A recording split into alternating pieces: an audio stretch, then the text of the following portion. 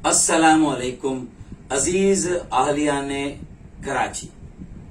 बिलाखिर कराची अरबाब इख्तदार की तवज्जो का मरकज बन गया और वजीर आजम पाकिस्तान इमरान खान भी कराची में। मैं उनसे इस मौके पर यही कहूंगा कि मौजूदा सूरत हाल अब नहीं तो फिर कभी नहीं वाली है। अब जबानी जमा खर्च या लिप सर्विस की गुंजाइश नहीं है। मसला कराची का अब मुस्तकिल हल देना होगा और उसके लिए वो एक कराची को बदलने और बनाने का मंसूबा ला रहे हैं। इस मौके पर मैंने और मेरी टीम ORC पाकिस्तान ने भी एक शैडो कराची ट्रांसफॉर्मेशन प्लान बनाया और इसे मीडिया और सोशल मीडिया के साथ अरबाब इख्तदार को भी अरसाल किया। हमारे इस मुजव्वज़ा मंसूबे में हमने ये कहने की कोशिश की है कि कराची को एक बाइख्तियार, मौसर और बावसीला बल्दियाती निजाम मिलना चाहिए और कराची को ही नहीं मुल्क के तमाम बल्दियाती इदारों को खुद मुख्तार बल्दियाती इदारे बनाना चाहिए। ग्रेटर कराची मेट्रोपॉलिटन कॉरपोरेशन का तस्वुर उजागर करके जो कराची का एक बड़ा मसला कि ये कसीरुल इदारियाती शहर है, मल्टीपल एजेंसी कंट्रोल सिटी है, बहुत सारे बावर्ची इसमें लगे हुए हैं, 7 मुंतखब शहरी इदारे KMC और 6 DMCs, बाकी 28 इदारे वफाकी हुकूमत और सूबाई हुकूमत के दायरे कार में काम करते हैं। इस तरह एक जो सूरत हाल है वो पेचीदा और गुंजलक है। मुझे उम्मीद है कि इस मर्तबा मुस्तकिल हल की बात की जाएगी और आर्टिकल 140A की खिलाफ वर्जी करके सूबाई हुकूमत ने जो बल्दियाती कानून 2013 में दिया उसके खिलाफ मेरी पिटीशन 4 सालों से सुप्रीम कोर्ट में है और अब असद उमर साहब जो वजीर प्लानिंग है वफाकी हुकूमत के, उन्होंने भी ये पिटीशन डाली। अब ये पिटीशन चलनी चाहिए और इस पर फैसला आना चाहिए ताकि ये जो इख्तियारात की लड़ाई है वफाक, सूबे और बल्दियाती इदारों और नुमाइंदों के दरमियान वो खत्म होनी चाहिए। तो एक ये झगड़ा खत्म होना चाहिए और ग्रेटर कराची मेट्रोपॉलिटन कॉरपोरेशन का एक मॉडल या निजाम वज़ा होना चाहिए। दूसरा, कराची या इसी तरह पाकिस्तान के बड़े छोटे शहर, उनका बड़ा मसला यह है कि शायद सूबाई हुकूमतें उस तरह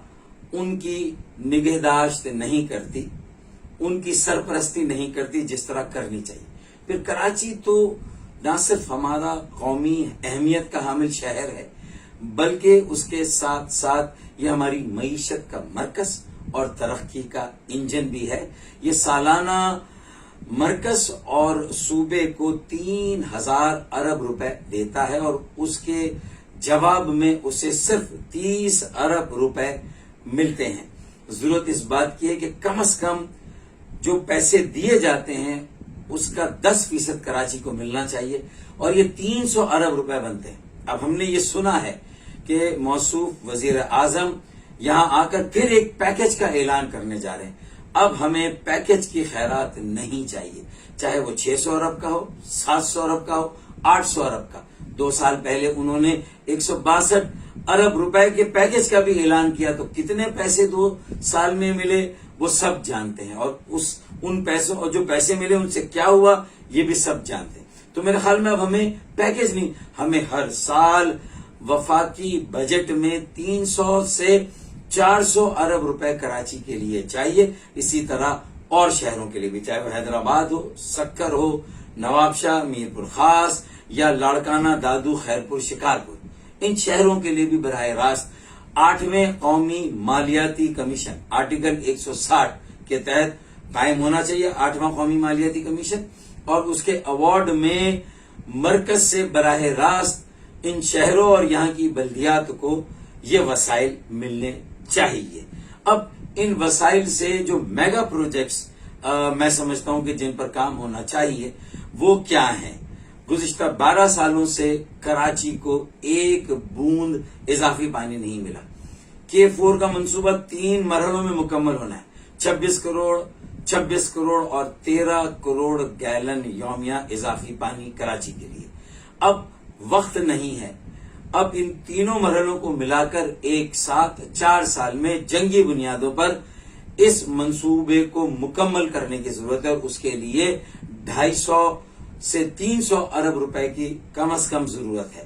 تو 4 سال میں یہ پیسے ملنے چاہیے۔ اسی طرح کچرا اٹھانے کا ایک جدید نظام جس میں سیکنڈری گاربیج اسٹیشن بھی بننے چاہیے، اور ان کے ساتھ ساتھ ایک لینڈ فل سائٹ کی بجائے کم از کم 6 لینڈ فل سائٹ ہونی چاہیے جہاں کچرا جا کے ڈالا جائے۔ یہ کچرا اب نالوں میں نہیں جانا چاہیے، سیوریج یا نکاسیات کی لائنیں نالوں میں نہیں جانی چاہیے۔ اب نالے صرف اور صرف برساتی پانی کے نکاس کے لیے یا ڈرینیج کے لیے ہونے چاہیے۔ تو اس طرح اسی منصوبے میں نالوں کی صفائی اور نالوں کی پختگی بھی انہی منصوبوں میں شامل ہونی چاہیے۔ نکاسیے آپ کی جو فرسودہ لائنیں 70 سال پرانی انہیں بھی تبدیل ہونا ہے۔ جو سینکڑوں ملین گیلن یومیہ پانی کی ٹریٹمنٹ کے پلانٹ ہے، سیوریج ٹریٹمنٹ پلانٹ سب بند پڑے، ان سب کو بحال ہونا چاہیے۔ اسی طرح ایک اور منصوبہ کراچی سرکولر ریلوے 60 کلومیٹر پر جدید اربن ریلوے کا نظام کراچی میں بننا چاہیے۔ یہ سہولت کراچی والوں کو ملنی چاہیے۔ اس میں بھی سینکڑوں ارب روپے درکار ہے اس منصوبے کے لیے۔ اس کے علاوہ یہ جو قدرتی آفات آتی ہیں جو کہ دراصل انسانوں کی بنائی ہوئی آفت ہوتی ہے، جیسے یہ غیر معمولی بارش اور اس سے جو حالیہ تباہی بربادی ہوئی کراچی کی، شہر کے بہترین علاقے جو بڑے مہنگے علاقے ہیں وہ بھی پانی میں کئی دن تک ڈوبے رہے۔ جو مضافاتی علاقے ہیں ان کا تو ذکر خیر چھوڑ دیں، یہ ساری صورتحال کراچی کی رہی۔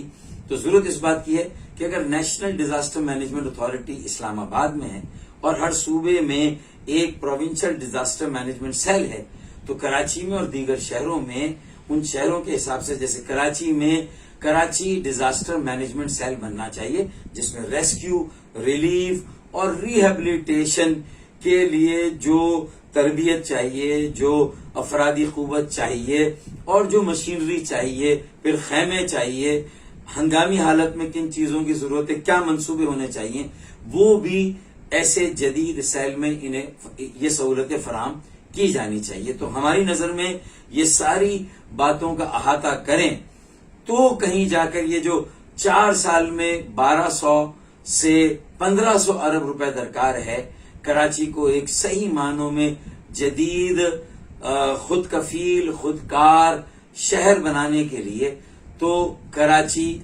مرکز کو اور صوبے کو اور زیادہ ریونیو دے گا، اور زیادہ پیسے کما کے دے گا، اور پاکستان کو 22ویں صدی میں نہیں لے جائے گا بلکہ اس پورے خطے کو 22ویں صدی میں لے جائے گا۔